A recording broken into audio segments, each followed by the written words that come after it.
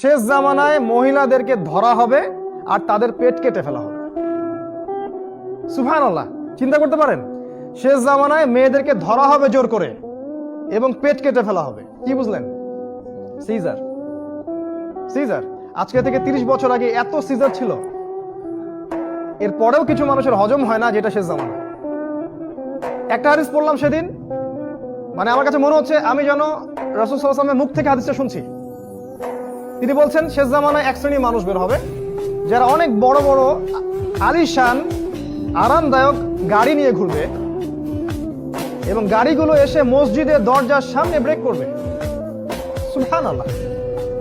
তিনি বলছেন তারপরে গাড়ি খুলে ওই গাড়ির মালিকের স্ত্রীটা বেরিয়ে আসবে, যে স্ত্রীদের গায়ে এমন পরনে পোশাক থাকবে যেগুলো পরা না পরা একই কথা। তারপর নবীজি বলেছেন তোমরা যদি ওদেরকে দেখো আল আইনুহুন্না, তোমরা ওদেরকে লানত করো।